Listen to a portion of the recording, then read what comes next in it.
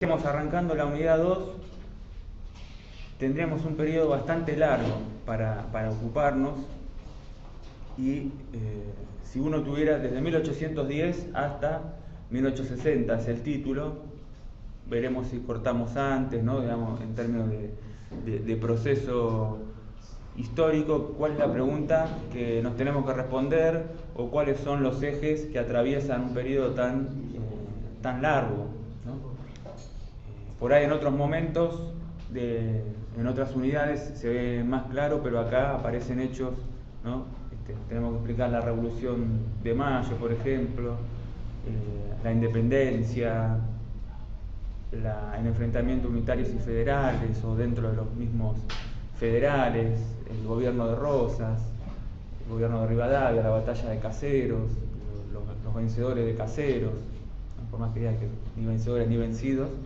Los vencedores de Caseros, quiénes son, bueno, por qué se estaban en todo caso peleando o aliando, ¿no? Es como una etapa bastante confusa y sobre todo en términos de política económica.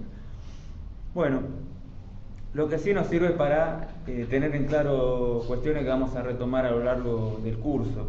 La propia Revolución de Mayo me parece que tiene muchos elementos en términos históricos para incorporar en este curso, lo cual implica incorporar en este curso, implica incorporarlo para nuestra militancia, para nuestra formación, para la vida cotidiana misma.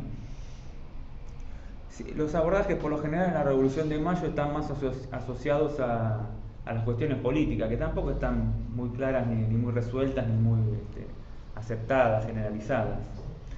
Pero en términos económicos nos queda una lectura muy pobre, porque por lo menos tenemos donde agarrarnos en términos políticos.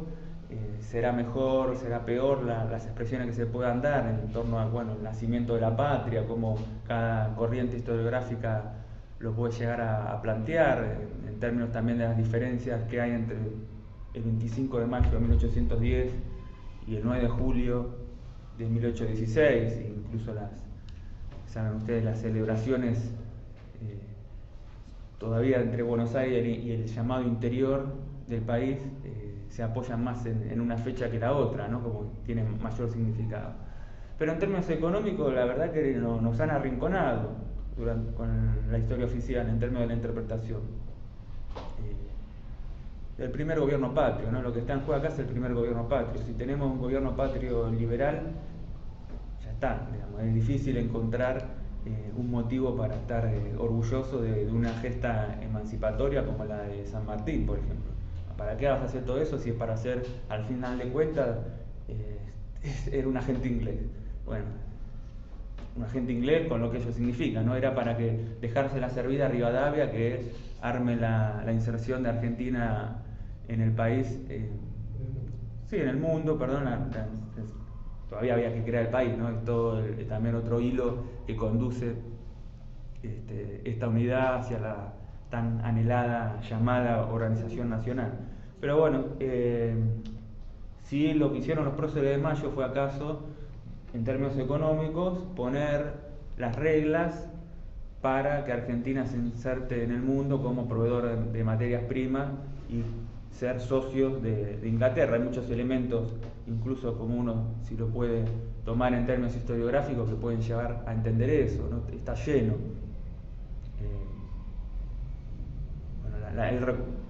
Vamos a ir nombrando algunos, pero en lo que digo acá, el reconocimiento de Inglaterra como Argentina como país independiente, al mismo tiempo que realiza un tratado de amistad, llamado Tratado de Amistad, pero de amistad y libre comercio, ¿no? Que era lo que en realidad querían, lo de la amistad, más o menos, como quedó demostrado inmediatamente, ¿no? El tema de Malvinas todavía no resuelto en ese mismo periodo, ¿no?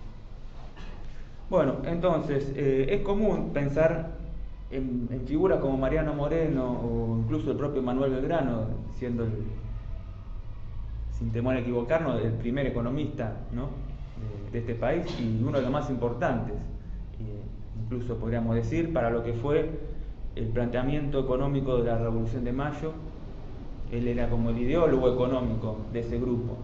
Podrían saber más o menos Moreno era un hombre de letra bastante despierto, estaba Vieites también, que era un hombre más bien de difusor del pensamiento económico, tratando de llevar a la práctica concretamente el desarrollo de la agricultura, pero el que sabía era el que sabía, digamos, de teoría, que podía estar discutiendo al nivel de los autores clásicos europeos del periodo, era Manuel Belgrano. Y también está asociado la corriente oficial, digamos, historiográfica, que ya eso de oficial por suerte lo tenemos que ir cambiando, ¿no? Porque era oficial somos nosotros, no digo por el gobierno, sino también porque ya son ideas que han también incluso penetrado en la población, que se ha difundido mucho. Norberto Galazo ha hecho mucho en ese sentido, pero también autores como Piña también podemos reconocer que si bien es para otro público, también mostrando lo insostenible, ¿no? de esa historia.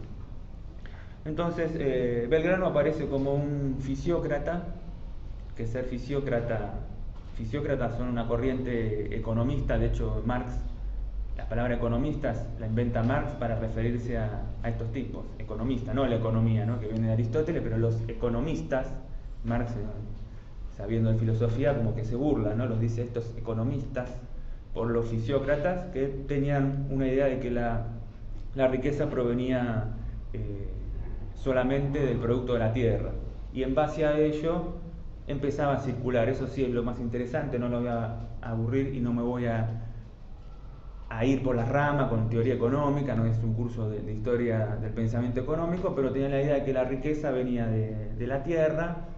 Pero sí es interesante que ellos mostraban cómo después circulaba, aunque no vamos a estar de acuerdo, pero sí mostrar que circulaba a través de clases sociales, ¿no? Que había clases sociales que, si bien aparecen como parasitarias, incluso la industria, ¿no? Todos los estamentos burocráticos, distintos sectores de la sociedad, solamente la producción agropecuaria era la que generaba valor genuino.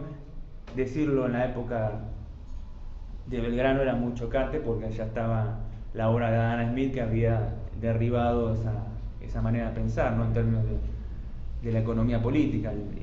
Era el trabajo, la producción, el aumento de la productividad por la división del trabajo, lo que generaba el valor, y no la tierra, no era la industria en todo caso.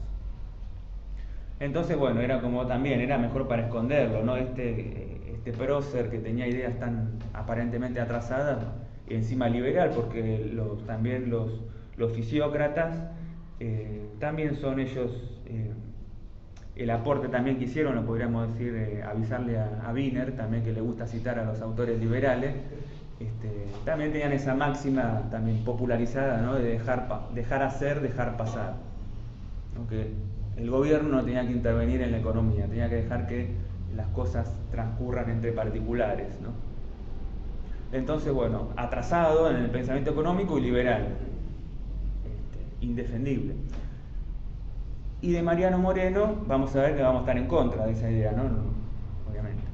Y de Mariano Moreno también aparece muy ligado a que era pro inglés, pro británico, liberal también.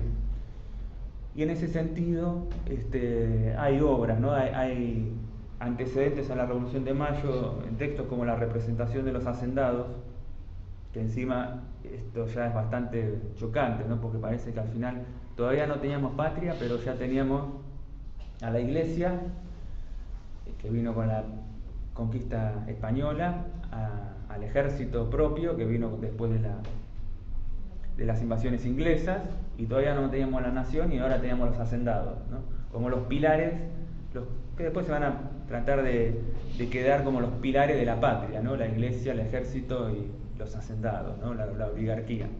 Y el título es chocante, ¿no? La representación de los hacendados. No solo el título, sino también la tesis que se saca de ese libro. En 1809, juntándose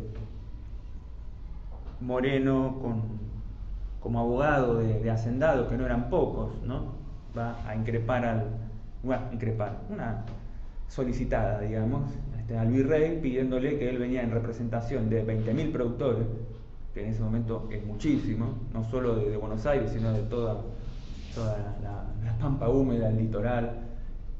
Era muchísimo en ese momento, 20.000 productores. Las ciudades grandes podían llegar a tener 40.000 personas, ¿no? 20.000 productores a lo largo de toda toda esta extensión territorial, pidiendo aparentemente libre comercio, ¿no? Recuerden que veníamos de supuestamente un monopolio español que en realidad ya hacía tiempo que la propia corona venía aflojando en términos de esas políticas. O sea, libre comercio y comerciar con Inglaterra. En realidad, voy a pasar rápido esto porque tenemos mucho para recorrer, pero hay un elemento que parecería que ese texto choca con otro texto de Moreno, que es el plan de operaciones, ¿no? Que algunos dicen que no lo escribió Moreno, que no lo escribió nadie, incluso que es un invento. Bueno, el texto está, o que lo escribió en todo caso, lo escribieron para molestar, para asustar a la corona española, pero igual, de todos modos, aunque haya sido mentira, poder pensar una mentira antes que existan esas ideas a nivel mundial y para ponerlas en papel como si fuera una joda, también como obra literaria es un ingenio bastante llamativo. Bueno, como sabemos, en el plan de operaciones, que hay unos meses de diferencia, desde 1810, el primer gobierno patrio, otro 1809, es un texto en términos económicos totalmente distinto. El Estado interventor de la economía, plantear la distribución del ingreso como el elemento principal que define la cuestión económica, ¿no? Aquella frase del el mejor gobierno es el que hace feliz al mayor número, eso en términos económicos se está hablando, ¿no? Redistribuir la riqueza, sacar la riqueza concentrada en pocas manos y ponerla en el centro del Estado para generar y mover la rueda, ¿no es cierto?, de la producción. Sacar, digamos, a personas, digamos, a productores o acaudalados que no ocupan el lugar que tienen que ocupar en una economía capitalista como burguesía nacional porque era inexistente. Bueno, ese lugar que lo ocupe el Estado. Eso va a ser recurrente en la historia argentina, digamos. Se puede pensar a cuántas actividades habrán ido ustedes donde se plantea existe la burguesía nacional, ¿no? Y después resulta que mejor que no exista, ¿no? Casi diríamos, llegamos a la conclusión que mejor que esas cosas las haga el Estado, porque como dice Jauretche, le ha costado muchas veces, ¿no?, a la burguesía argentina ocupar su lugar de burguesía, ¿no? A diferencia de otros países como en Estados Unidos que lo definieron una guerra civil. Acá más bien que no, siempre en todo caso es como si hubieran ganado los sureños en Estados Unidos, ¿no? El sector atrasado en términos de lo que requería el desarrollo capitalista en ese momento, mercado, digamos, de trabajo libre, no esclavos, producción industrial, no exportadora de materias primas con poco valor agregado, ¿no es cierto?, el algodón. Acá es como si hubieran ganado los del sur de Estados Unidos en ese sentido económico. Bueno, ese plan de operaciones que plantea incluso que el Estado no solo centralice los capitales, aunque perjudica a un pequeño número, pero si hace feliz al mayor número, encuentra su justificativo, sino que poner al Estado a intervenir, a trabajar directamente, digamos, a tener lo que hoy llamaríamos empresas estatales, ¿no? Ocupar empresas estratégicas en determinadas industrias.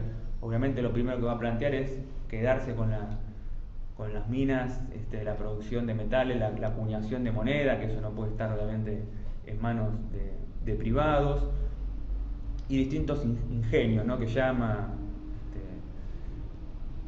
de distintas ramas de la industria que se les pueda ocurrir.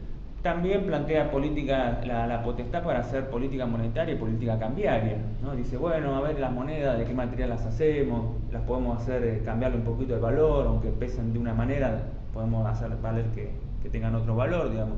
Cuestiones que son muy recalcitrantes para el liberalismo, que es el día de hoy, que parecería que no se puede tocar, ¿cierto? No puede estar el Estado ocupando el lugar del sector privado, ¿no?, los debates por la ley de abastecimiento, ¿no?,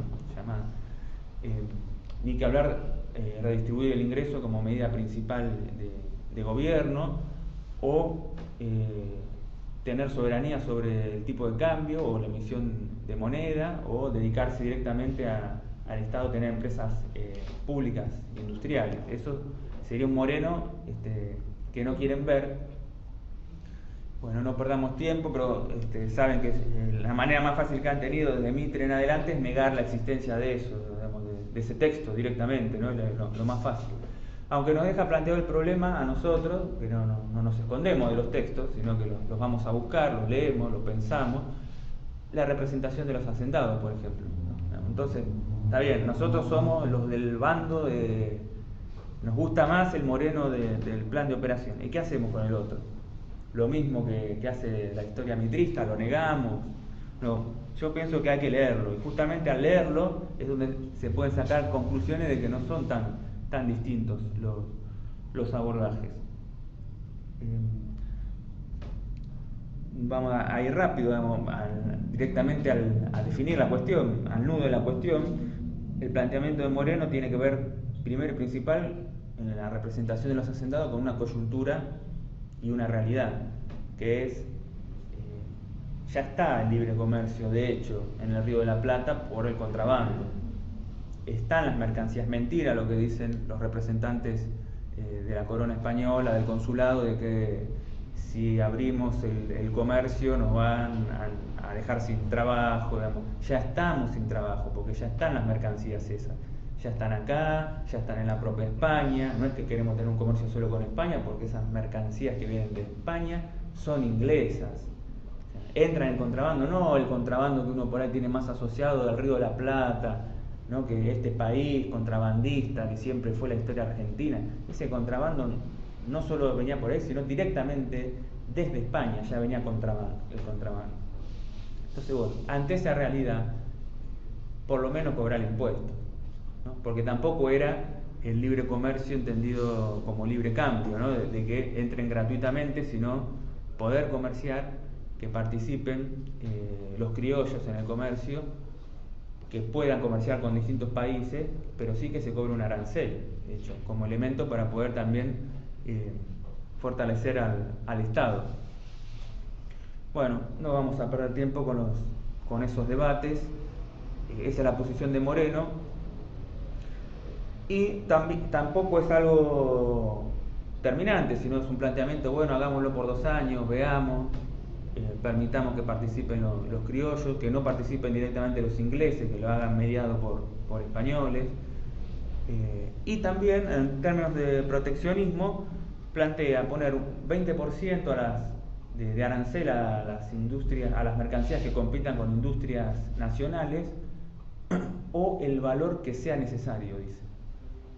O sea, el que sea necesario es una decisión política clara, no es un número 24, 25, no, porque la intención es proteger, de nada vale poner un número si no es efectivo después el resultado. Entonces, está en ese texto y no en otro, digamos, en esa representación. También tiene un cuidado por la balanza comercial, ¿no? Que es algo muy llamativo y es para rescatar, porque es un problema que está hasta el día de hoy, ¿no? Todos venimos viendo a ver qué pasa con el dólar, ¿no es cierto?, con la balanza de pagos argentina. En parte las crisis argentinas se pueden explicar tranquilamente desde la balanza de pagos, desde nuestra relación con los otros países en términos de flujo de mercancías y de capitales. Y antes del gobierno patrio ya estaba ese problema, ¿no? Entonces Moreno plantea una política de, bueno, todo lo que se importa, bueno, por lo menos asegurar una exportación por lo menos del 50%, como para ir equilibrando y que no se desmadre el balance comercial. Me acuerdo que esto también lo planteó el llamado el polémico Moreno, el segundo Moreno, ¿no? El polémico Moreno es Mariano también, y el segundo, el que han estigmatizado como el polémico Moreno, también me acuerdo que había planteado que todos los exportadores tenían que importar lo mismo. Bueno, de Manuel Belgrano también podríamos decir que hay una conexión en términos de este proteccionismo y de no recurrir al endeudamiento externo, ¿no? Que es algo también en la representación de los hacendados, ese texto aparentemente problemático, no conveniente, también plantea la no conveniencia en realidad de tomar préstamos externos, porque no soluciona el problema. Hay que dice más o menos, ¿no? Porque es como un debate. Si es un texto que es como un debate, o se contesta uno, contesta el otro.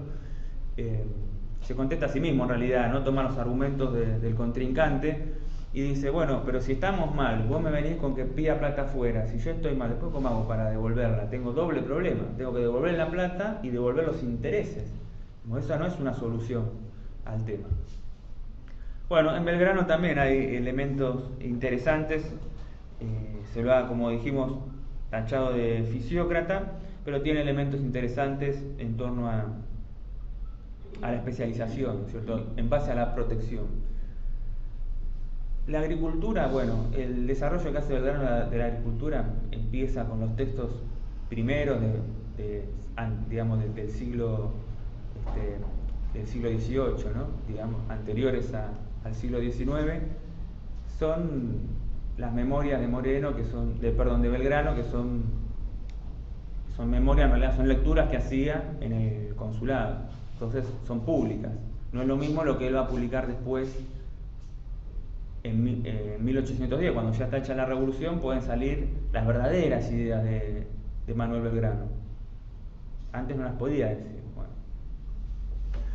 Entonces los textos más interesantes son los que salen en el Correo de Comercio. Las ideas que aparecen ahí son de un proteccionismo total, digamos, fabuloso, ¿no? En términos, va poniendo máximas de cómo hay que comportarse respecto a la producción y al comercio, y decir, bueno, no le tiembla el pulso para decir toda mercancía que ponga en peligro o que rivalice con las producciones nacionales, hay que prohibirla si fuera necesario directamente.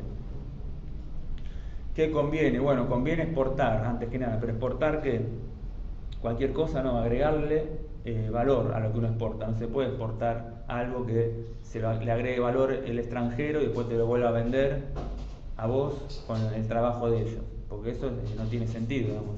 Sale más costoso y la plata se la terminan quedando ellos. Hay que tratar de agregarle el valor en el país que nosotros estamos, ¿no? Agregarle trabajo para tener un mejor resultado en el comercio entre los países. Bueno, políticas también respecto al agro, más allá de la conservación de los porotos y esas cuestiones más de los textos primeros, establece, digamos, sin tapujos la necesidad de poner una policía, ¿no? Una policía de los precios de los granos. Algo que acá se plantea a las 125 y salieron corriendo a buscar a Moreno y a Belgrano, ¿no? Que Belgrano, el fisiócrata, que este país había que dedicarse a la agricultura. La regulación de los precios de los granos plantea la policía del Estado. Nada de la oferta y la demanda, eso no se puede, es muy importante para un país, no se puede dejar en manos de los particulares. Y Belgrano lo analiza con mucho detalle esto, porque estudia las leyes inglesas de granos, que es lo mismo que estudia David Ricardo en Inglaterra, obviamente para llegar a conclusiones distintas. En David Ricardo, algo comentamos en la clase pasada, escribe los principios de economía política y tributación, una obra clásica de economía en 1817, para justificar de por qué tiene que haber libre comercio de granos. Así le llegaban, él como hinchaba por los industriales, era de los industriales, le llegaba alimento más barato de afuera, y entonces el costo salarial para los industriales de Inglaterra era menor. Eso es lo que él quería, entonces, siendo parlamentario, presenta estos proyectos. Belgrano, que está en la otra parte del mundo, que éramos los que teníamos que producir en todo caso esa contrapartida, tiene otra visión. Y es algo que también a nosotros nos va a rivalizar a lo largo del siglo XIX, también obviamente del siglo XX, cuando veamos el proceso de industrialización sustitutiva de importaciones. Entonces, Belgrano en realidad va a reconocer distintas clases que están asociadas al proceso económico local, al Estado, a los trabajadores también, distinguiendo al Estado, ¿no? Cosa que no hace Ricardo, a los productores agrícolas y a los industriales, ¿no? Y dentro de la industria agrícola, bueno, aquellos que son los dueños de la tierra y aquellos que son los productores, porque muchas veces se ponen en la misma bolsa todo, ¿no? Porque no dice los terratenientes y asocia que son productores. El terrateniente es justamente lo que no es, por lo general, productor, es el que tiene la tierra. Entonces, bueno, vamos mostrando algunas matufias, ¿no? Belgrano interesante de cómo manejan las cosechas o cómo manejan las... que es algo muy común que podemos ver hoy por hoy, ¿no es cierto? Cómo manejan que si lo meten en el silo bolsa, que si esperan, como que les conoce el paño Belgrano. Entonces, más allá de cuestiones particulares de cuál va a ser lo conveniente para regular la estacionalidad de los precios, dice que eso lo tiene que hacer el Estado, ¿no es cierto? Como una especie de asumir desde el Estado la distribución de ese ingreso, que en la economía política clásica y anglosajona es Ricardo el que va, así como Smith está muy asociado a la producción, ¿no? La ciencia de la riqueza, ¿no? La riqueza de las naciones, Ricardo es cómo se distribuye entre las clases. Y después va a venir Marx a decir cómo nos afanan, ¿no? Entre esas clases y esa distribución. En Belgrano es distinto, no es el mercado el que tiene que asegurar esa distribución, sino, perdón, el mercado, sino es el Estado, ¿no? El Estado tiene que asegurar ese equilibrio entre clases, dejar que, bueno, que el productor gane algo, pero que tampoco se zarpe porque va a encarecer y eso le va a costar no solo al capitalista, sino en términos salariales, sino también al Estado, pero también al Estado le interesa que los ciudadanos, por una cuestión de defensa nacional, accedan fácilmente al alimento, digamos, en términos distributivos. Entonces es un concepto totalmente distinto, no es un concepto liberal de la administración de los precios y del ingreso en las clases sociales. Para terminar con Belgrano, Belgrano es un autor que vale la pena, podríamos hacer un taller entero de Belgrano, se ocupó de muchos temas. Otro interesante es en términos de financiero, ¿no? Y monetario. En Belgrano también va a haber elementos de advertir sobre el peligro del alza de las tasas de interés, ¿no? Esto en términos concretos se puede también palpar en la vida cotidiana, digamos. Si la tasa de interés es muy alta, a uno le cuesta tomar un crédito para el consumo, por ejemplo, o ni que hablar para un industrial que necesita capital, se tiene que fondear, tiene que conseguir préstamo, también se le encarece el préstamo, o si tiene el capital, aquellos que tienen el capital dirán, bueno, ¿me pongo a producir o pongo la plata, no digo en plazo fijo, porque en cosas que rindan más, ¿no? Bonos o lo que sea, pongámosle una tasa de interés, ¿no? Como resumen de todas las opciones financieras. Si una opción financiera es más alta que la ganancia que me puede dar una producción que siempre incluso no se sabe lo que puede llegar a pasar, si después me van a comprar, no me van a comprar, si voy a tener un problema, pero bueno, si es más alta, chau. Y esto pasó muchas veces, ¿no? En Argentina, el ejemplo más claro la época de Martínez de Oz o la convertibilidad, ¿no es cierto? Son momentos de tasas de interés muy altas, donde está esa especulación financiera. En la película Plata Dulce, no sé si ustedes la proyectan acá, pero se ve genial, ¿no? Como esa señora aparece cada tanto, la viejita diciendo, bueno, ¿a cuánto consiguió usted plazo fijo? Yo lo conseguía tanto, ¿no? Todo el tiempo pensando así, dando lugar también a la bicicleta financiera al periodo, ¿no? Que bueno, después lo veremos en otra clase. Eso aparece criticado en Belgrano. No es que se le pasó de vista, ¿no? Nuestro primer economista, nuestro economista de la Revolución, estaba en contra de esas ideas y la tenía bien claro de cómo atentaba contra la producción. Incluso también con la producción agropecuaria, no solo la industrial. Bueno, también en Belgrano, vamos a dejarlo acá, pero también hay elementos para criticar a los liberales que plantean la restricción, digamos, de la creación de medios de pago, ¿no? Ese es el debate, me acuerdo cuando se lo sacó a Redrado del Banco Central, ¿no? Porque estaba en desacato Redrado, se había cambiado la carta orgánica y se discutía eso, ¿no? También como que estaba en el Banco Central, en la entrada, ¿no? La misión primaria del Banco Central es proteger el valor de la moneda, y es una cuestión que lo vemos día a día, ¿no? Prendemos la tele o tomamos un taxi, se escucha la radio en el taxi y están todos, no sé, son todos economistas parece, ¿no? Los comunicadores de los temas más variados, no quiero nombrar a nadie, ¿no? Porque no tengo ningún problema, pero todos parecen que es fácil, ¿no? Que no, porque acá esto es fácil, acá le dan a la maquinita, emiten y generan inflación, ¿no? Asocian la emisión monetaria con la inflación.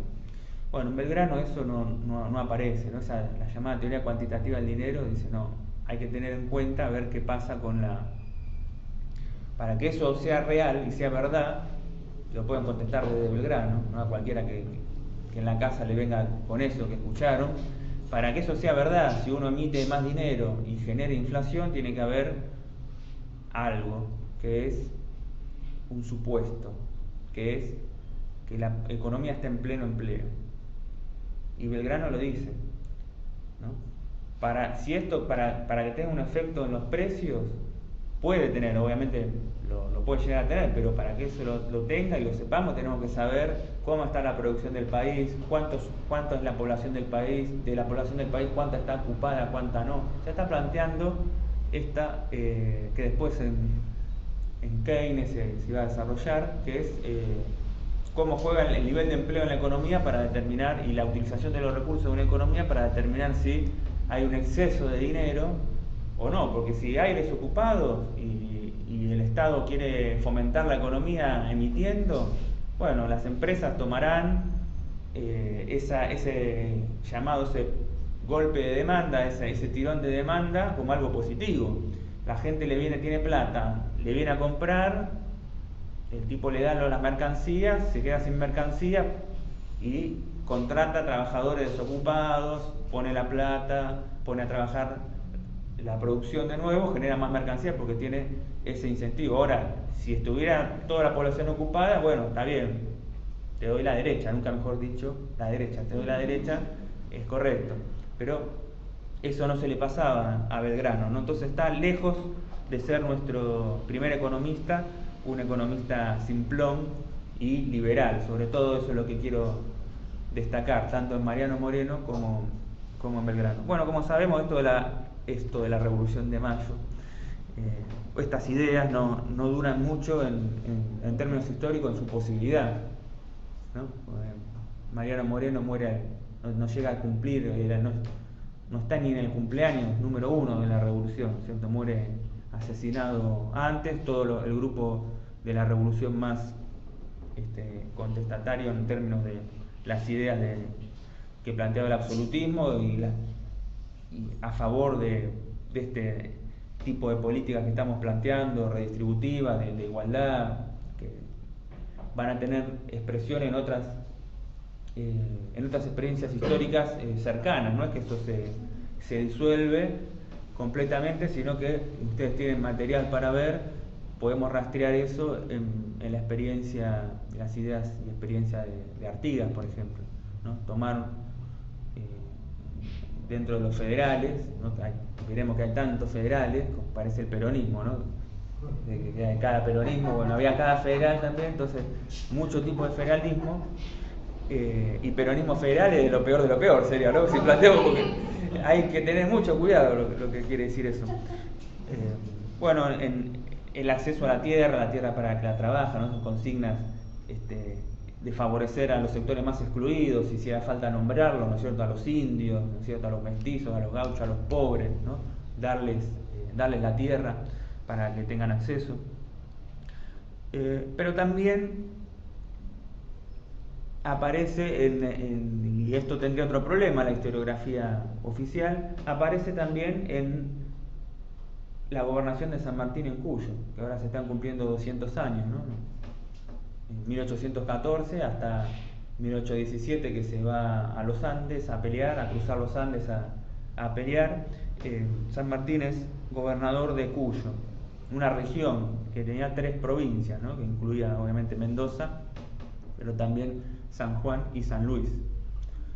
Mientras la economía del resto del país estaba con problemas, obviamente, San Martín dispone una serie de políticas que va a llevar a la economía lo más cercano posible a lo que hoy diríamos el pleno empleo, ¿no? Pone a todo el mundo a laburar, y eso es lo más interesante, digamos, cómo formó el ejército San Martín.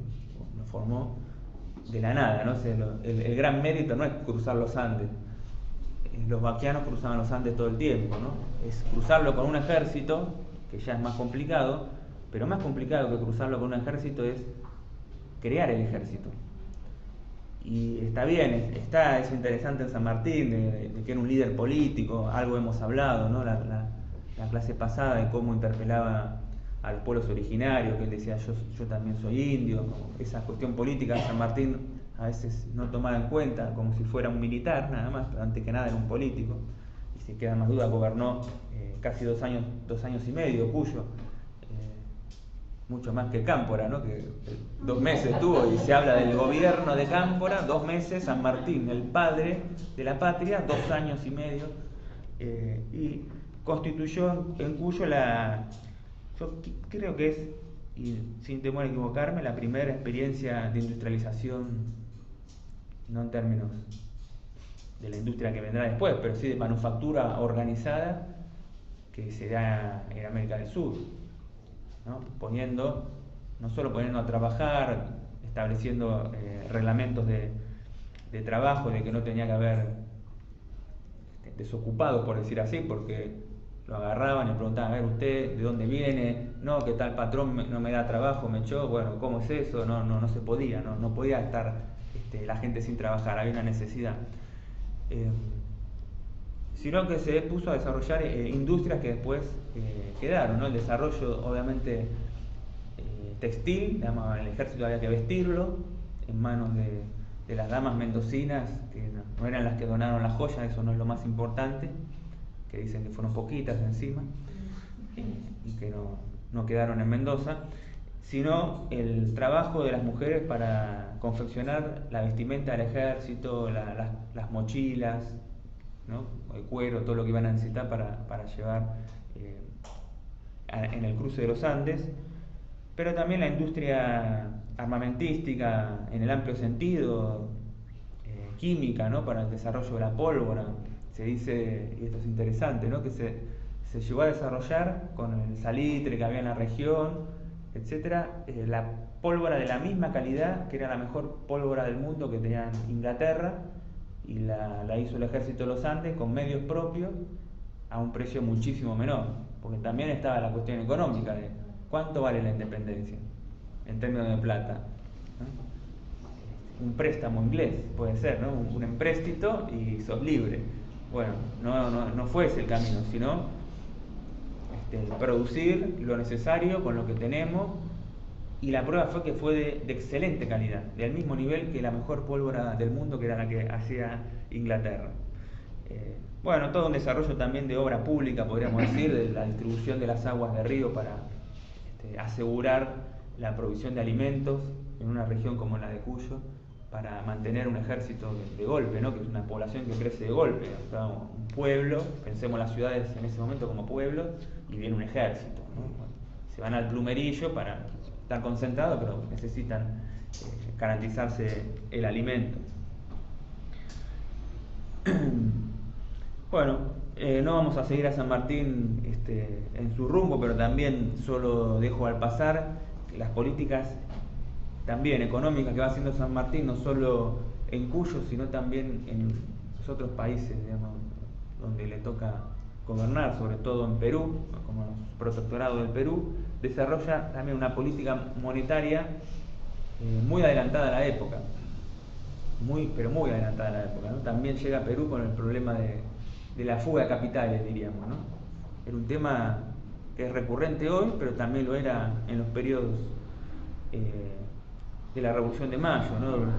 Mariano Moreno también en el plan de operaciones plantea el problema de cómo sacan el oro, ¿no? Las avivadas que hacen estos tipos, de que dicen que tienen, que murió un tío, una herencia, ¿no? Y mandan el oro afuera. Poner control a esa salida de oro. Lo mismo en Perú, y como llega tarde, porque los españoles sacan todo con acuerdo de los ingleses, ¿no? Con los barcos ingleses sacan casi todo el oro, y el ejército que queda se va donde estaban las minas, la producción, digamos, de los metales preciosos necesarios para producir lo que en ese momento era el dinero. San Martín llega a la costa, no tiene nada, no tiene un mango, bueno, a emitir billetes de papel. Y era algo que en el mundo no era una experiencia tan aceptada, no había existido un caso paradigmático hacía como 100 años en Francia, en base a un economista, John Law, un economista escocés, que resultó un desastre, ¿no? Porque dice que estaba asociado también a la especulación y a la guerra. Lo que querían financiar ellos también era la invasión, digamos, la lucha. Lo que hace San Martín, agarra a unos autores peruanos y los pone a escribir para fundamentar desde la economía política por qué podía existir un banco público, porque nosotros después vamos a ver que en Buenos Aires las primeras instituciones financieras las va a crear Rivadavia y van a ser bancos privados, a la postre extranjeros, ¿no? Ingleses. Ese va a ser el primer banco de Buenos Aires.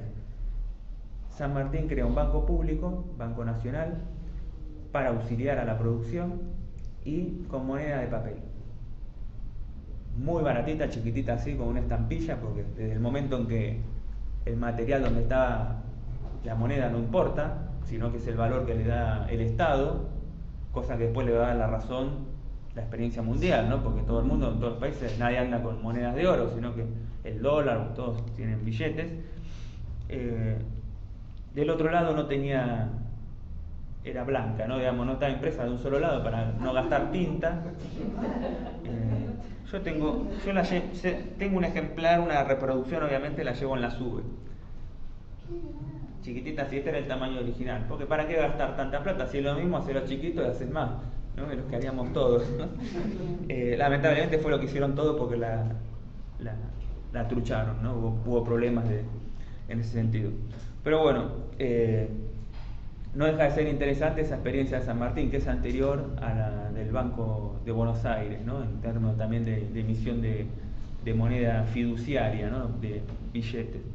Entonces, y en los argumentos también de San Martín que ponen estos autores peruanos son los que se pueden encontrar en la mejor tradición crítica heterodoxa de la economía política, de Keynes o el autor que quiera, ¿no? Contraria a las ideas liberales de que no tenés que tocar la maquinita, que el problema es que es el gasto público, no, sino que el fundamento para que el Estado emita dinero y sea aceptado en la población es que vos le cobrés impuestos.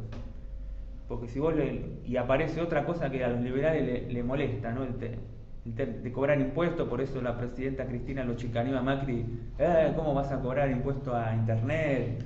Sí, tenés razón, salió diciendo, ¿no? Que me se asustó, ¿no? No es capaz ni cobrar ni el 3%, ¿no? A internet porque está en contra de su discurso de los impuestos. Los impuestos para los liberales es un robo. Que el Estado te tome algo y que no te dé algo a cambio no existe en el mundo mercantil, supuestamente de equivalente. Entonces es algo que los pone locos. Y San Martín, bueno, con estos autores, a través de estos autores plantea estos elementos, ¿no? Si el Estado, ¿cómo garantiza que circule la moneda? Porque el Estado aparece con el sable y dice, señor, pague los impuestos. ¿Y con qué moneda me lo va a pagar? Con estos billetitos de colores que yo emito. Consígalos en el mercado y denme una parte a mí.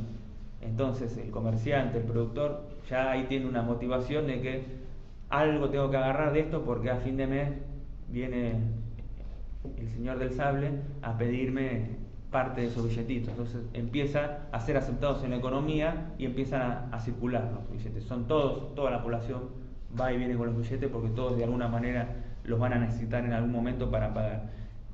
Y por otro lado también establecen que los proveedores del Estado páguesele con estos billetes.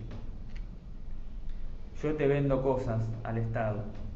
Bueno, yo Estado te doy estos billetes de colores. No, eso no quiero. Entonces no hay. Es esto. Bueno, lo aceptan. Vas a ver cómo lo agarran. Entonces son dos mecanismos para que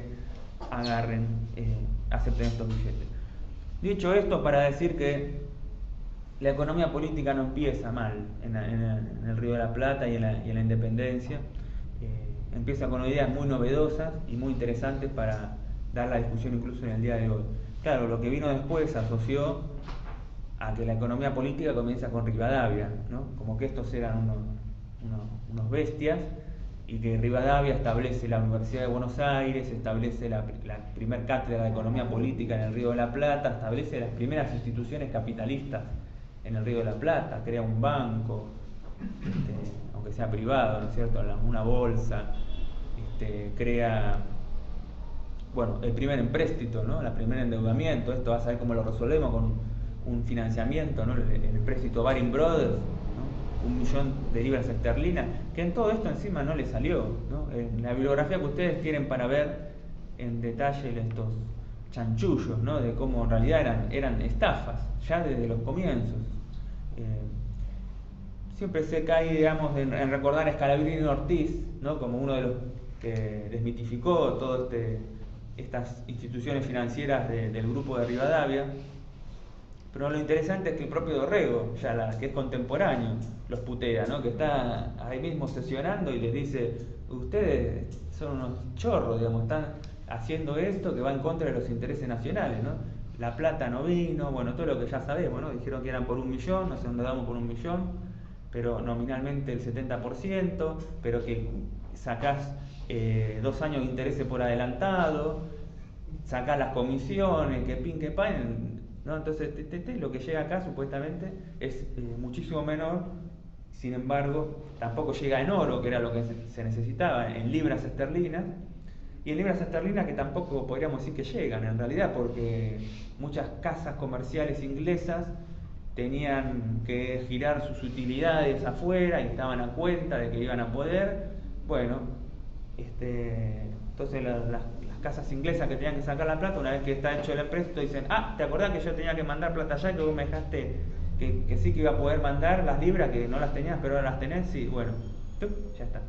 Una operación contable, unas libras que nunca salen siquiera de Inglaterra, y las pocas que llegan, tampoco que llegan de Inglaterra como un préstamo, sino que las tenían abajo de la mesa los comerciantes ingleses. Bueno, toma, acá está el empréstito externo. Acá abajo, toma. Me debes 1 millón de libras esterlinas que va a durar casi 100 años hasta pagarse, y como ya sabemos la historia, multiplicado por varias veces, ¿no? Repagado, creciendo en base al interés compuesto. Bueno, esa metida de pata, por decirlo, ser generoso del grupo de Rivadavia está lleno, ¿no?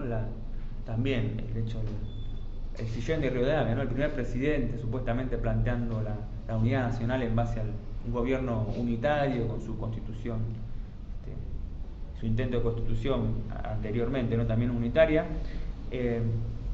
Bueno, el tipo, así como era presidente, también era presidente de una compañía inglesa, ¿no? Que era la River Plate Mining Association, ¿no? Podemos pensar hoy por hoy también aquellos que piden que vengan los capitales, ¿no? Algún también del Frente para la Victoria hace poco dijo: van a ver cuando el problema va a ser los dólares que van a venir dentro de poco, como diciendo: si yo soy gobierno se soluciona todo, ¿no? Que vienen los dólares, arreglo afuera y vienen los dólares, ya sea financieros como Baring Brothers, la deuda externa, o reales, porque están los que se emplean. No, financieros no, reales, yo soy productivo, soy el grupo productivo, ¿no? Reales, que vengan inversión extranjera directa. Mirá los demás países de América, Perú, cómo vienen inversiones. Argentina no vienen inversiones. Bueno, ¿qué son inversiones?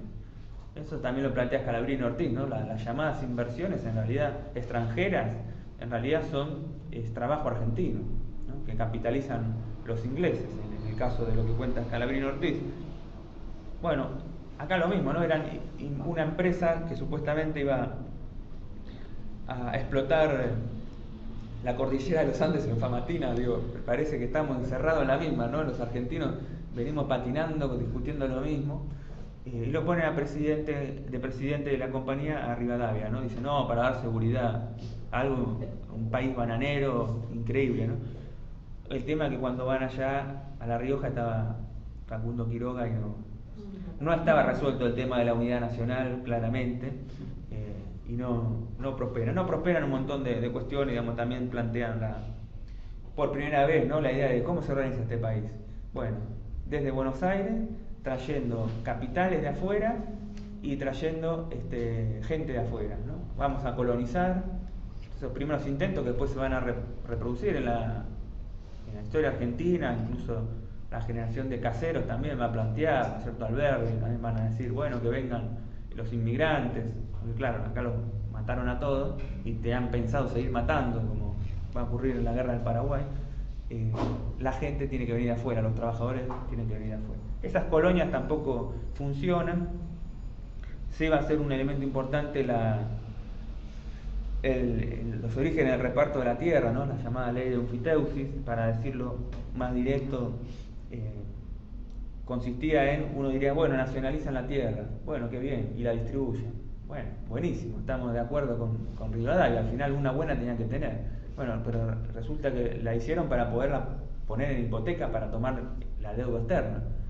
Hipotecaron las tierras de la Pampa Húmeda para decir, tenemos la hipoteca necesaria para habilitar el endeudamiento, ¿no? Que era en realidad el motivo principal por el cual hacen esa ley.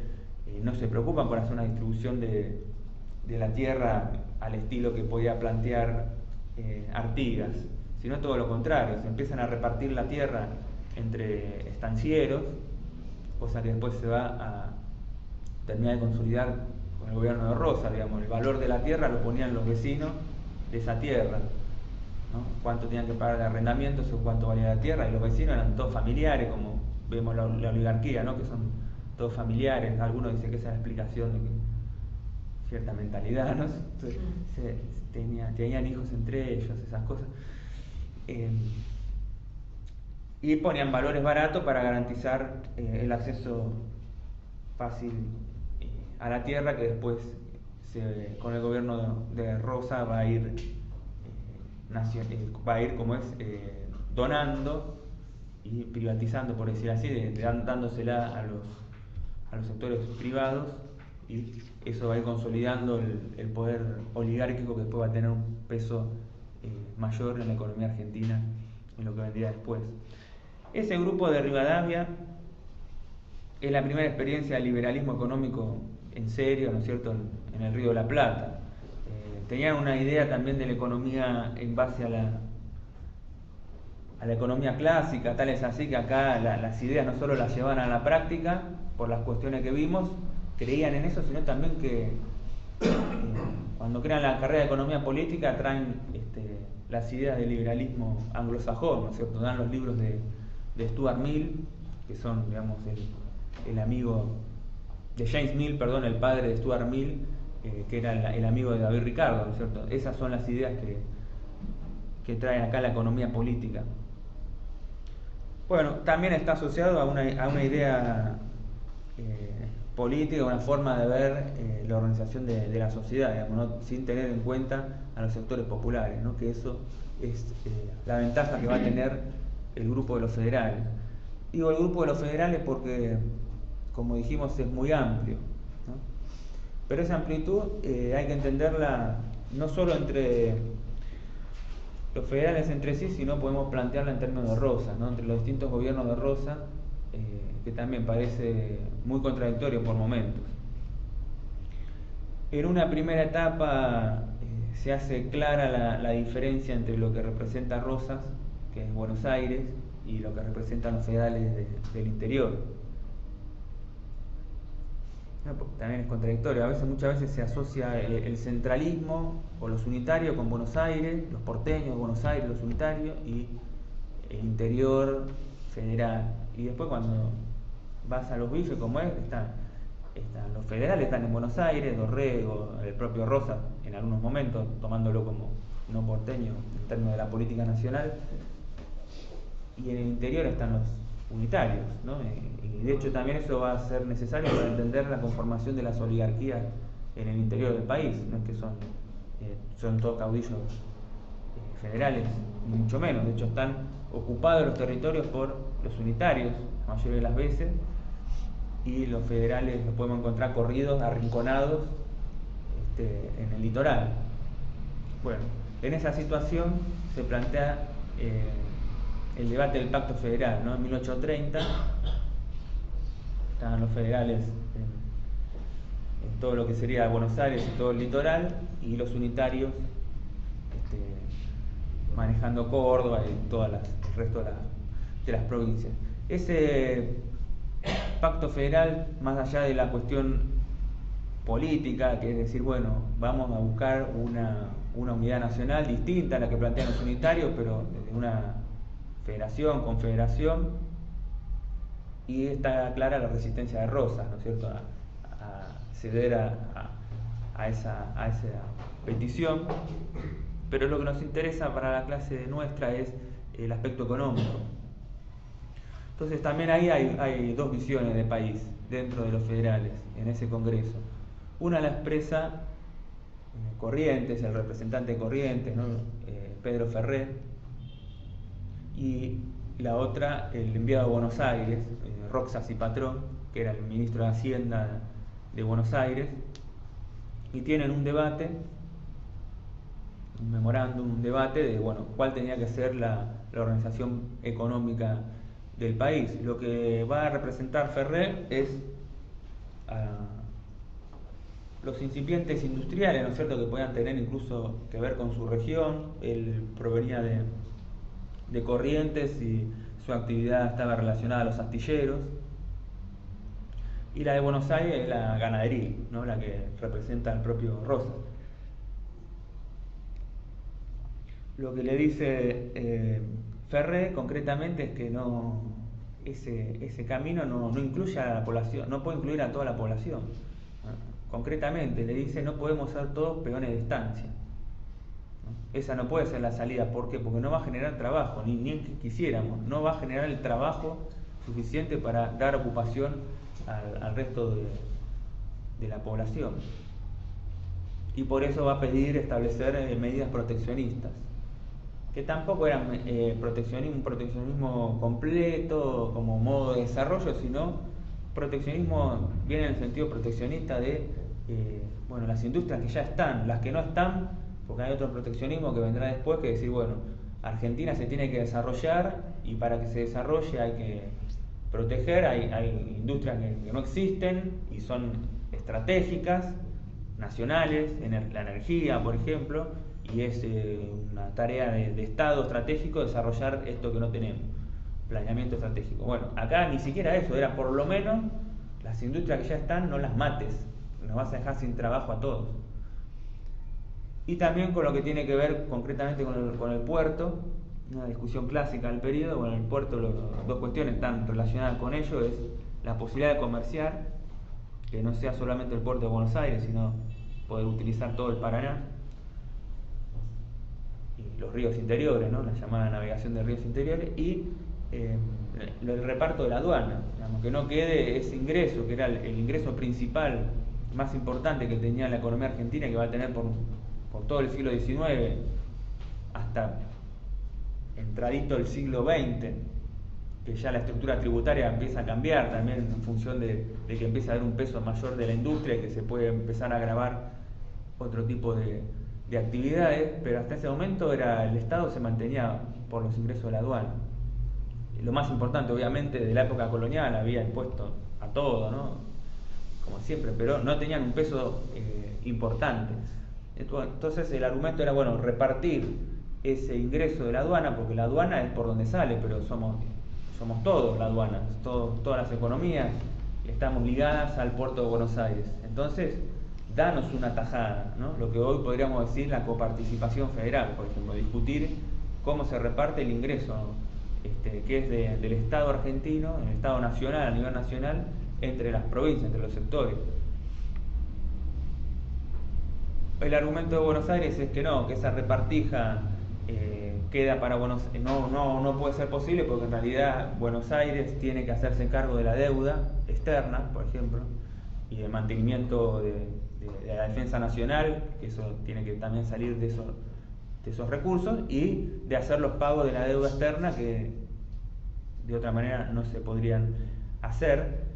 Y respecto al proteccionismo, no va a dar lugar, va a romper la posición, se va a tener que ir Corrientes, no va a poder participar de esas ideas proteccionistas, y va a terminar quedando la economía, liberal en términos de la aduana, no por mucho tiempo más, ¿no?, sin resolver ese tema también, que es otra cuestión, que es una pregunta a resolver, que recién las propias oligarquías van a resolver en la generación del 80, porque ellos también se pelean, no es que es entre un bando y el otro nada más, claramente, de los proteccionistas industriales y los sectores oligárquicos, sino ver cómo lleva todo el siglo XIX la llamada organización nacional.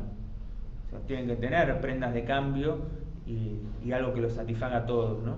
Como va a ser el modelo agroexportador, ¿no? Resolver no solo problemas políticos, sino problemas económicos. Eso también va a ser recurrente en el siglo XX, es necesario verlo también. Porque si no, no se va a entender, por ejemplo, la inestabilidad política después del peronismo, supuestamente. Bueno, ganaron, ¿no? Proscriben, más allá de la resistencia, que es importante también, de la población, de la clase trabajadora, en fin. Pero también es ello que no se ponían de acuerdo. Que entre los sectores, digamos, vencedores, a qué se tenía que dedicar el país.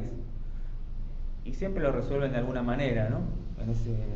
Ya veremos, como en la dictadura militar, en el 76 van a encontrarle la vuelta en base a los negocios financieros que van a tener como negocio común. Bueno, esto lo van a encontrar recién en el modelo agroexportador con las inversiones inglesas a partir de la década del 80. Hasta ese entonces las posiciones no son tan tajantes. Lo mismo podemos pensar entre, no que sea unitario, pero un autor como Esteban Echeverría, que también aparece como muy disociado de los federales. Obviamente escribió El Matadero, ¿no? Un texto, si bien revela las condiciones sociales de la población, es bastante gorila, podríamos decir, ¿no? En términos de la visión que tiene también de la brutalidad política. Pero en términos económicos, Echeverría plantea algo distinto a lo de los unitarios, distinto a los unitarios y a los federales, ¿no? Esa generación del 37 que se pretendió, digamos, superadora de alguna manera. En términos económicos también aparece eso. Sí, bueno, dedicarse a la industria, al agro o a la industria, bueno, no, dedicarse a la industrialización del agro, ¿no? Establecer proteccionismo también, establecer la intromisión del Estado en la economía, pero no se puede depender de la voluntad de los capitalistas, y empezar a industrializar el país en base a aquellas industrias que son accesibles, ¿no? A la manufactura de la agricultura.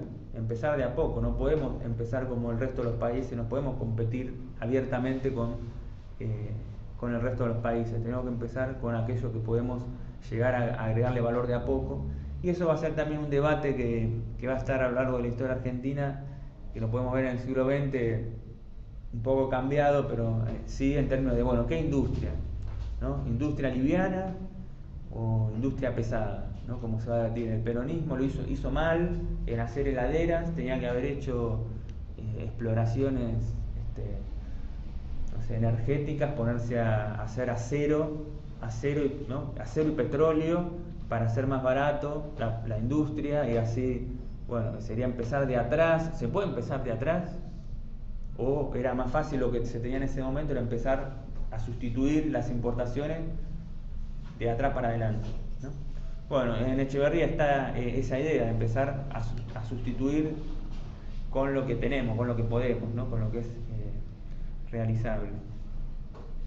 Bueno, decía que esa disputa al interior del grupo federal va a durar poco en el propio Rosas, porque también va a tener en cabeza de Rosas va a estar la primera aduana, ¿no? La ley de aduana proteccionista, ¿no? En el año 35, que se aplica en el año 36. Yo la vi, esa ley de aduana, y lo que demuestra en realidad es que ahí hay rosca, digamos, no es una idea de Rosas que uno lo puede pensar solo, ¿no? Como que este tipo que había escrito, no solo que era el representante de los estancieros desde los orígenes del Saladero, con él y con Romero, sino y que había escrito, ¿no? Instrucciones para los mayordomos de estancia, como que el elemento literario de Rosas en lo que respecta a la economía política era cómo ser un buen administrador de estancias. Se puede pensar desde la organización industrial. El tipo evidentemente sabía, ¿no? Dónde poner las aguas, los caballos, a qué hora tienen que trabajar los peones, qué tarea hay que hacer, cómo hay que llevar los libros. Sino también pasar en pocos años a admitir un proteccionismo que antes había negado. Y si uno ve la ley de aduanas, aparece una legislación bastante compleja en términos técnicos, ¿no? No digo que sea muy difícil, es cóbrese tanto, ¿no? Pero hay una apertura con un nivel de desagregación que no, si uno lo ve no se lo podía imaginar, de detalle de qué producto estamos hablando, ¿no?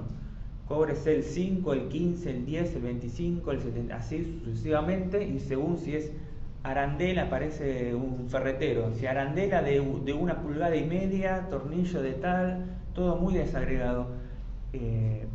Lo que da cuenta que eso no lo hizo Rosas, él lo representó, lo que hizo la representación política de esa movida, pero obviamente estaba dando lugar al pedido de los industriales incipientes, ¿no? De decir, bueno, a ver qué necesitan, cómo hacemos, bueno, necesitamos esto, llevar a cabo esa ley. Claro, después es difícil por ahí hablar de corrido en términos estrictamente económicos, de las ideas económicas, de las políticas, de los debates, sin incluir las cuestiones directamente políticas, sobre todo en este periodo, ¿no?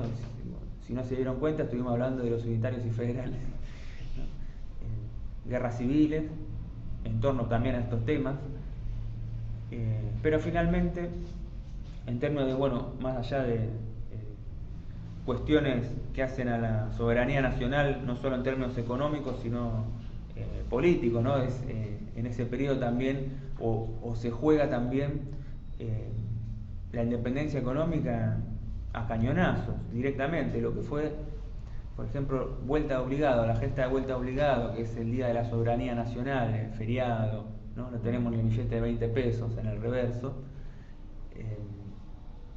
No solo es una cuestión política de la soberanía, ¿no? San Martín diciendo, le doy el sable a Rosa, lo bien que hizo, se ofreció a pelear, agárrenme que voy, ¿no? Todas esas cosas de San Martín.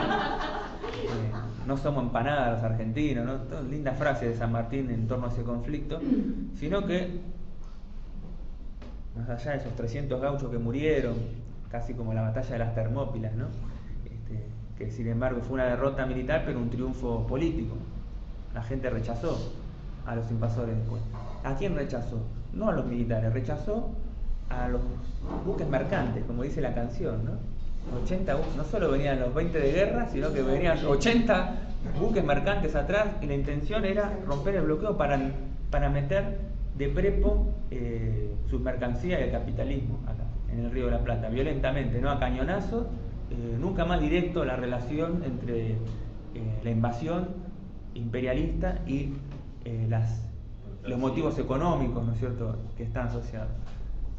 Entonces, eso también tenía que ver con la resistencia, ¿no? En términos económicos, con el proteccionismo. Bueno, más allá de las cuestiones netamente políticas, de cómo se desencadenaron los hechos. Pero también sí. perdía la aduana si dejaba pasar los barcos. ¿No? Perdía todo, sí. Claro. Si dejaba pasar los barcos, perdía los derechos de aduana. Porque los barcos iban a pagar derechos de aduana en Santa Fe o donde fuera. Sí, hasta Paraguay se iban a ir, digamos, si era necesario. Era todo un canal, digamos, para la salida al Atlántico de medio Sudamérica, prácticamente, si te lo pones a pensar. Bueno, más allá de los elementos por los cuales termina cayendo en términos políticos el gobierno de Rosas, en términos económicos, también obviamente vamos a notar esta necesidad del litoral de no quedar rezagado respecto a Buenos Aires. Urquiza va a creer que eso va a ser distinto, ¿no? Y los que lo apoyan también. Son conocidos los reclamos de los gobiernos federales, perdón, de los caudillos federales, ¿no? Interpelando a Urquiza. Urquiza lo viene interpelando hace años, ¿no? Ya son muchos autores que venían invocando a Urquiza. Usted es bueno, ¿no? Le decían los unitarios, tentándolo. Se asemeja mucho a algún personaje de la actualidad, ¿no? Algún político, en su momento Reute, Mancioli, podríamos pensar, ¿no? Cuando le empiezan a sobar el lomo es para sospechar. Incluso, bueno. Sí, no, quiero decir, le empiezan a sobar el lomo antes y después, ¿no? Los contrarios a Rosas, que ven en Urquiza una salida, digamos. Y después también, como decían los caudillos federales, llamándolo, ¿no es cierto?, para apoyar la resistencia a las políticas de Mitre después, ¿no?, o a la guerra del Paraguay. Y bueno, como sabemos, se va a encerrar en su negocio de ecuestre, ¿no es cierto?, y vacuno. Y ese va a ser, digamos, una explicación que podemos entender de por qué Urquiza actúa como actúa, ¿no? Pero bueno, antes de adelantarnos, sí está la posibilidad después de Caseros de que, bueno, parece que se va a dar la organización nacional tan mentada, tan pedida, están todos de acuerdo aparentemente, porque están los de Buenos Aires enfrentados a Rosas, todo el litoral, los brasileros, digamos, toda una mezcla de que la fuerza de los hechos va a ser este cambio. Bueno, eso dura muy poco, se busca el pelo en el huevo, ¿no es cierto? Los porteños que querían la caída de Rosas después se ofenden de que los brasileros desfilan por Buenos Aires, ¿no? Como una cuestión, un ataque nacionalista del mundial, ¿no? Como que, sí. Creo que de ahí viene el Brasil, decime que se siente, ¿no? Quedó de ahí esa rivalidad de... Como sabemos después, se precipitan los hechos, se rompe Buenos Aires inmediatamente, o sea, no dura nada esa unidad nacional. Y acá lo llamativo en términos económicos, más allá de los puntos de vista que vimos de que Buenos Aires no iba a ceder ni Rosa ni los que vinieran después, digamos, ni Mitre ni nadie iba a ceder la aduana. Entonces, pero bueno, se da una disputa entre los dos territorios al punto que se crean dos países distintos, podríamos decir, ¿no? Que tienen sus propias constituciones y también tienen sus propias monedas, tienen instituciones completamente paralelas. Creo que compartían la bandera, eso me llamó siempre la atención. Curiosamente, tenían la misma bandera, pero instituciones distintas. Se dan varios enfrentamientos económicos, más allá de las escaramuzas, ¿no es cierto? Bueno, vos te quedás a un lado del río, nosotros del otro, sino enfrentamientos económicos como que si se podría definir el enfrentamiento en términos económicos, ¿no? Y ahí, en ese caso, Buenos Aires, los liberales de Buenos Aires no tienen ningún estupor en ponerse a emitir, por ejemplo, toda la plata que sea necesaria para ganar la guerra con el litoral, digamos. Algo que nos hemos referido, ¿no? A que ojo con la emisión, que genera inflación, que la responsabilidad, que eso no lo tiene que hacer el gobierno, que según el mercado lo que pida. Bueno, concretamente ahí las crónicas de la época dicen que trabajaban día y noche la imprenta de billetes de Buenos Aires para pagarle a las escuadras que se dan vuelta como una media, ¿no? Para zafar del sitio a Buenos Aires. Bueno, se ponen a competir en términos también de billetes. Esos billetes también se ponen en términos comerciales y económicos, se enfrentan los dos puertos y los dos billetes. Del lado de la Confederación había quedado, más allá de la Constitución de Alberdi, ¿no? Ideada por Alberdi, que está basada en el liberalismo clásico, ¿no? El propio Alberdi dice que la Constitución tiene unos fundamentos económicos, que son los fundamentos económicos del libro La riqueza de las naciones de Adam Smith, que es para él la corriente que mejor expresa las necesidades económicas de un país, de cómo tendría que constituirse un país, cuáles tenían que ser sus instituciones acorde a esa explicación económica, ¿no? Por eso en esa constitución van a aparecer un montón de elementos que después nos van a generar muchos problemas hasta el día de hoy, ¿no es cierto? Se choca con una supuesta ley de abastecimiento, dicen que es anticonstitucional, que no se puede meter el Estado en la cadena de valor, el Estado no puede regular las tasas de ganancia, no puede regular nada. Bueno, eso ya está en Alberdi, en nuestro ADN, digamos, casi nuestra constitución, por decir así. Alberdi lo dice claramente en un libro que se llama Sistema Económico y Rentístico de la Confederación Argentina, donde va explicando cada uno de los artículos de la Constitución Nacional en base a la economía política de Adam Smith. Bueno, ese libro es un asco, ¿no? Es lo peor que hay, cada cosa parece una joda. Cada cosa que te pones a leer dice, a ver, mercado de trabajo, ¿viste? El Estado no tiene que intervenir, se tiene que regular por la oferta y la demanda. Bueno, moneda, crédito, el Estado no tiene que intervenir, se tiene que regular por la oferta y la demanda. Tal es así que hay un capítulo que es protección a la industria. Y uno entra, bueno, a ver, una buena, andás a ver qué industria. Y dice, la única protección a la industria es que sea libre, porque es la mejor manera de proteger a la industria. Así, todo así, ¿no? Todo así. Y así va justificando todo el ordenamiento económico del país, que era lo que después de Casero iban a poner las reglas. Bueno, Alberdi también es un autor interesante, no dijo lo mismo siempre, después va a advertir las crisis que genera ese capitalismo ideal que él tenía en la cabeza en ese momento. Pero la Confederación, más allá de esta Constitución, termina poniendo un tipo más despierto a manejar la economía, ¿no? Como decía el general Perón, que él quería poner empresario porque gente que sepa ganar plata, ¿no? El ministro de Economía.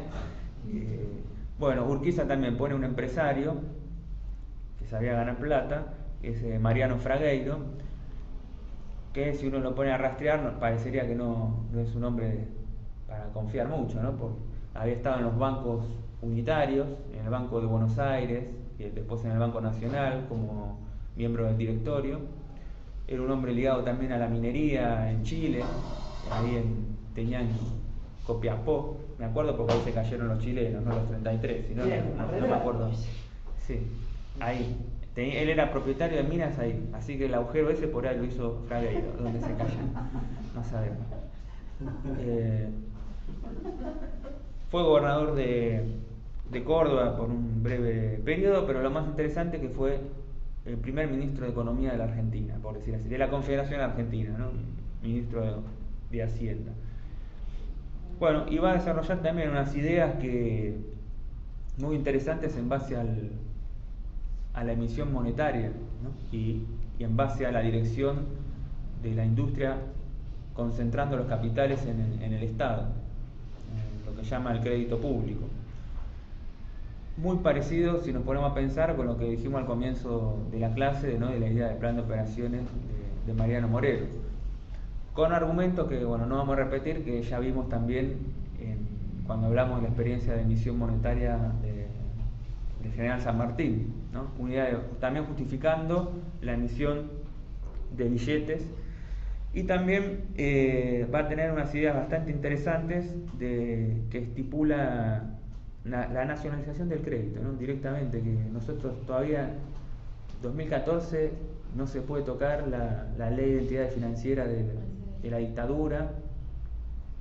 Está lento eso, digamos. Se avanzó por el Banco Central, que también puede ser otra manera, ¿no es cierto? Que se cambió la ley, pero tampoco es que se cambió la ley, medio como la ley de medio, ¿no? Ahora estamos esperando que cambie ver eso más inmediato, por decirlo así. Y acá lo que plantea Fragueiro es la nacionalización del crédito, que prestar plata no puede ser un negocio particular. O sea, prestar a interés plata, eso no puede estar entre los particulares, eso lo tiene que hacer solamente el Estado. Eso es una idea interesante porque para tratar de canalizar los capitales de forma productiva. Él va a describir toda la especulación, cómo se van pasando los capitales entre uno y otro y cómo va pasando la tasa de interés y va creciendo, muy al estilo de la bicicleta financiera, bastante sorprendente.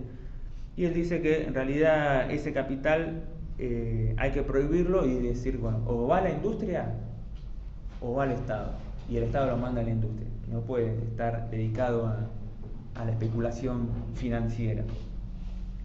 Va a establecer un proyecto que va a llevar a cabo, pero el resultado no le va a salir, ¿no es cierto? Este autor es bastante raro en términos, es una especie de socialista utópico, podríamos decir, porque plantea el socialismo, ¿no es cierto? Plantea a esa manera también utópica, socialismo pero con propiedad privada, digamos, muy del socialismo utópico se puede pensar, pero ideas interesantes, ¿no? De romper esa oligarquía en que financiera, digamos, en que están encerrados los capitales y ponerlos en el aparato productivo, garantizándolo a través del Estado. Lo lleva a cabo, emite este dinero, también fiduciario, pero le va mal, y los billetes no son aceptados y termina renunciando. No es una experiencia que dura mucho tiempo. Eso va a ser castigado también a lo largo de la historia argentina. Se va a hablar por mucho tiempo de los billetes de Fragueiro, los papeles de Fragueiro, ¿no? Como algo que sin valor. Ahí tenés una experiencia, mirá lo que pasa cuando dejás que estos tipos hagan estas ideas raras. En realidad no terminó funcionando porque pasó algo que no estaba en los planes. Esto cerraba con la aduana de Buenos Aires, pero entre Urquiza y Buenos Aires, la batalla de Caseros, y resulta que después se separan, chau, se quedan sin esa garantía, digamos, de lo que era el fisco, por decir así, digamos, que era lo que dijimos nosotros, en el fundamento de la recaudación. En la recaudación está el fundamento también a la circulación del dinero. Entonces le queda Paraná, y bueno, arreglátelas a ver cómo te va, si las embarcaciones vienen al puerto de Buenos Aires o van a tratar de subir el Paraná. Bueno, no pudo la Confederación contra ese poder que siguió teniendo Buenos Aires. Le ganó en términos monetarios, en términos en la cancha, por decir así, ¿no? La gente aceptaba los billetes que eran igual, papelito de Buenos Aires, y no aceptaba los de la Confederación. Bueno, yo dejaría acá, digamos, lo que va a venir después es cómo se termina dando vuelta esto en términos políticos. Pregunta para el hogar, ¿no es cierto? ¿Quién termina ganando, los unitarios o los federales? Porque no queda claro, ¿no? ¿Quién termina ganando, los industrialistas o los ganaderos? Porque no queda claro, ¿no? Casi diríamos que terminan ganando los ingleses, o eso está fácil, seguro. Pero bueno, en la unidad siguiente vamos a ver cómo se resuelve esta organización nacional. Hasta ahora tenemos 2 regiones separadas y una avenida a menos, y con el crecimiento de Buenos Aires, donde a través desde el gobierno de Mitre, se va a empezar a consolidar lo que después va a redundar en el modelo agroexportador, otra vez recurriendo al capital inglés, esta vez de forma más decidida, con todo el aparato estatal, represivo incluso, ¿no? Como va a ser la guerra del Paraguay, pero sabemos que esa guerra del Paraguay no solo se libró en Paraguay, sino que se libró en toda la cordillera contra los caudillos que resistían entregarse, digamos, a esa lucha contra los hermanos paraguayos, que también expresaba otro modelo económico que también se puede hablar en la unidad siguiente, que son también rastros de eso que aparecía como lejano cuando hablamos al principio de la Revolución de Mayo, que se abortó en menos de un año, pero sin embargo esas conexiones, esas semillas, como vimos en Artigas, en San Martín, son expresiones reales de una forma de organizar la economía distinta, ¿no? Para cerrar esto, ¿no?, me gustaría recordar, se lo menciona volviendo a San Martín como que era un agente inglés y que hizo el plan de un inglés, el plan de Maitland, como dijo Terraño, porque él encontró que había ahí un mapa que un inglés decía lo mismo: llegás a Buenos Aires, cruzás a Chile por los Andes y llegás por mar a Perú. Bueno, no era tan difícil tampoco pensarlo, veían los mapas. Me parece que esa no es la idea, ¿no? Sino la idea es cómo. Entonces eso es lo que tenemos que pensar siempre, ¿no? El cómo se hacen las cosas, ¿no? Que la independencia, ya sea política o la independencia económica, concretamente dicho, no es una promesa que uno tiene que atravesar para llegar, no, sino que eso se juega en el hoy, en el día a día, en las políticas concretas. No es hacemos esto porque después va a venir el derrame, ¿no? El derrame que va a ser la independencia económica. Vas a ver, abrir la aduana, endeudarte afuera, que después vamos a desarrollar la industria. Desconfío. Si vos querés desarrollar la industria, si querés distribuir el ingreso, tenés que hacer esas políticas ya, inmediatamente. Esa tiene que ser la política, no eso el resultado de algo mágico en el medio que no queda claro cómo va a ser. Pero bueno, terminamos acá con este amplio rango de experiencias, de ideas, que así todo creo que nos han dejado también la posibilidad de pensar la política económica del presente y del porvenir de nuestro país.